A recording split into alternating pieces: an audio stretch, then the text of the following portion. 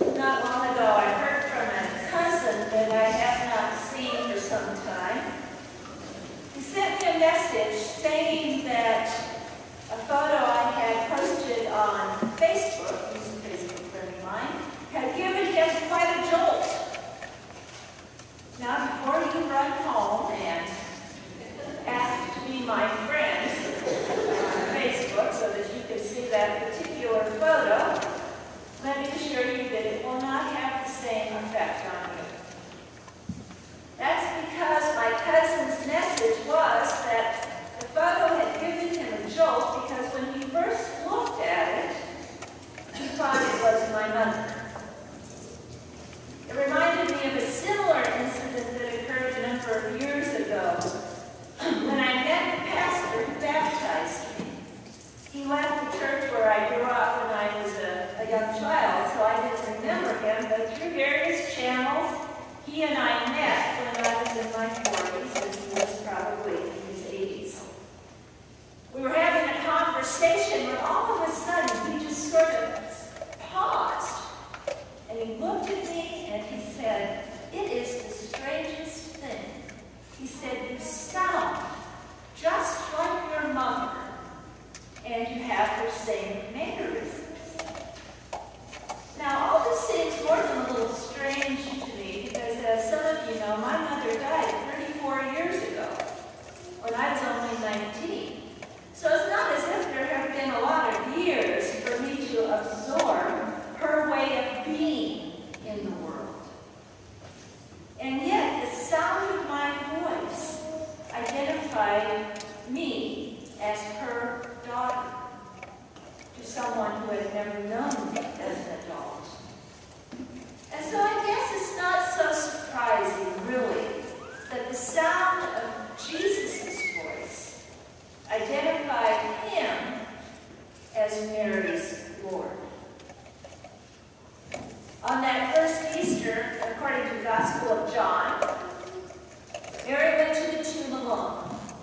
And when she saw that the stone had been rolled away, she made an assumption. And that assumption was that the body of Jesus had been stolen or moved. And so she ran back to the disciples to report this disconcerting news. And as a result, Peter and the beloved disciple, who we assume is John, came to see what exactly was happening. They looked into the tomb. They saw the linen wrappings that had encased the body of Jesus. You could sort of get the impression that they looked at each other, they shrugged their shoulders, and they went home. We don't know what they thought had happened, although the gospel writer does tell us that they had not yet come to understand the scripture that Jesus had been raised from the dead. Mary doesn't leave, though. Mary stays, and she waits. And in spite of the fact that the tomb is empty, in spite of the fact that the grave clothes, the linen wrappings are there, think about it for a minute. If you were going to move a body, would you bother to unwrap it? So, in spite of the fact that the linen wrappings are there, in spite of the fact that the tomb's empty, in spite of the fact that she has been spoken to by 2 angels, and that she has seen this person that she supposes to be the gardener, in spite of all that, she does not catch on.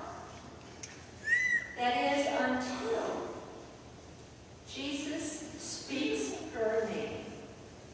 When he speaks her name, when she hears his voice, it is only then that she understands what has happened, that she comes to a new understanding, and that is that Jesus is alive and that this is him.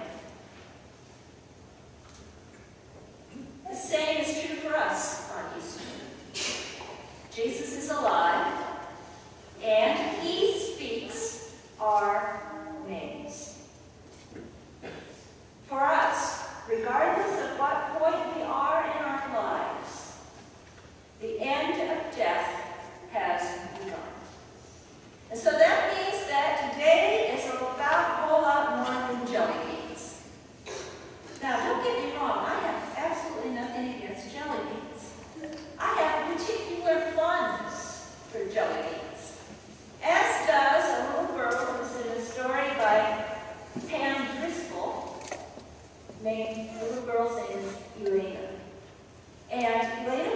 years old, and Elena's mother was trying to help her understand the true significance of Easter.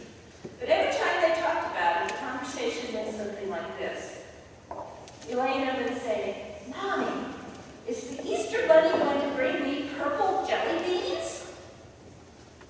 And Mother would reply, "Well, I'm sure the Easter Bunny will bring you jelly beans, Elena, but remember, Easter isn't about the Easter Bunny. Easter is about Jesus." Well, there'd be a little pause, and then she'd say, "Mommy, is the Easter Bunny going to bring me purple jelly beans? Will there be purple ones?" And Mom says, "Honey, I'm sure there will be some purple ones. But remember, Easter is about how much Jesus loves you and me and the whole world." Well, there's a pause, and little Elena says, "Mommy, how many purple jelly beans will there be?" Well, Mom's getting a little frustrated at this point, so she says, "Elena, I'm sure that there will be many purple jelly beans. But do you know that Jesus loves you?" A little bit longer pause. Mom's getting hopeful. Elena says, "Mommy?" And hopefully Mother says, "Yes." And Elena says, "Well, did Easter Bunny bring me Tootsie Rolls?" Now, you can't really blame her, Elena, that is. I mean, I'd be asking for jelly beans too. In fact, I have to confess to you that the ones I'd be asking for would be the red and black ones.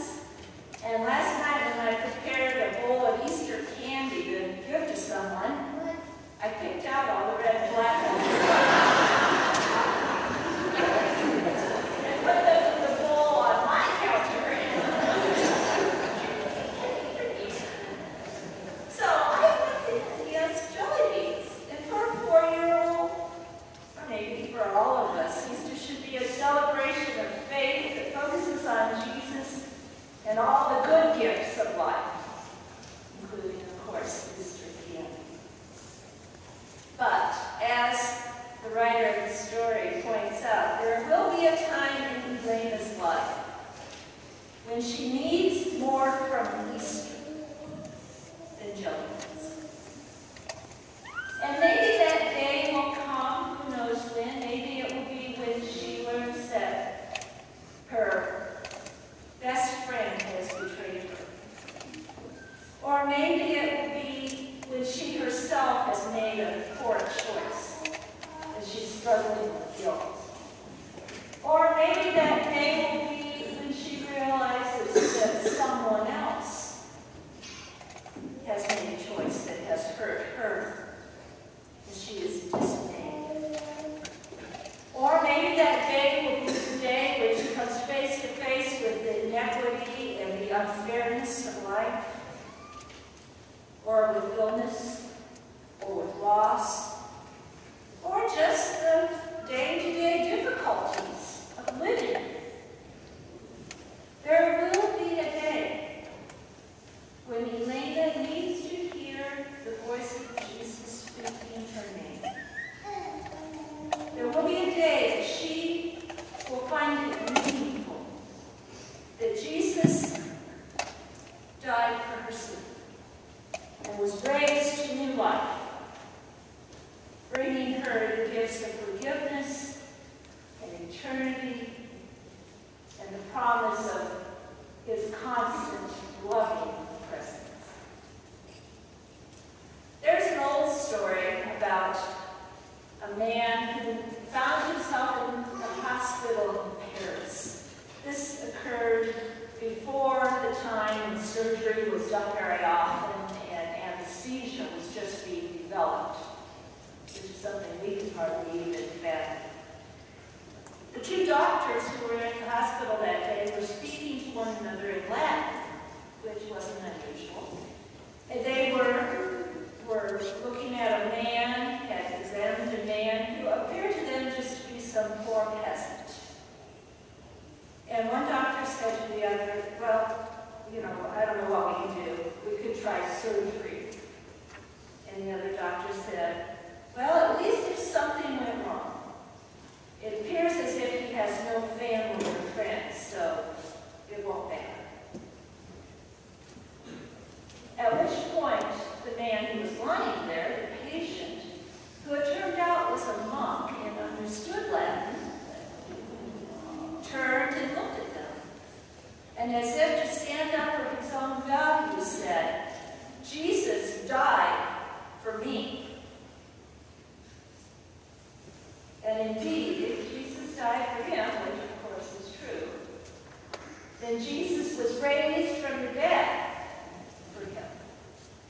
And Jesus speaks his name.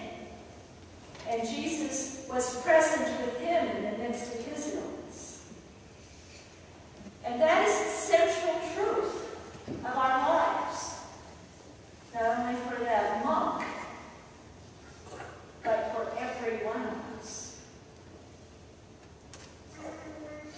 This week I had the experience of being with two people at different places on their faith journey. On one day, I was with 2-year-old Gabriella, whose parents were talking to me about her baptism. And as I was talking to Gabriella, I was trying to explain to her little 2-year-old mind what was going to happen. So I was telling her how I was going to put a cross on her forehead, and it would be invisible, but that it means that Jesus will always, always, always, always love her. That she is God's girl forever. At which point, her eyes got about this big, and she gave me this sweet, beatifical smile. The very next day, I stood with Don at his bedside just before his death. And I traced the cross on his forehead, a reminder of the cross that he received in baptism. And I prayed that he would be commended to God's care, the same care that he had received throughout his 92 years. And I proclaimed him as God's child. Now those two people are on different ends of the spectrum, far apart from one another by years and experience, and yet God has called both of their names. On Easter, we celebrate that nothing in our past, nothing in our present, nothing in our future defines us. We celebrate that when we feel overwhelmed, it is the power of the resurrection that reaches down and lifts us up. And we celebrate that the same power that was manifest on that first Easter, on this Easter, calls our names and does a new thing in our lives, in the life of the church, and in the life of the world. But like Mary, when Jesus comes to us, we sometimes don't see him because we're overwhelmed by loss and by grief. And so we need to do this. We need to listen. Listen. Listen. Because Jesus is speaking your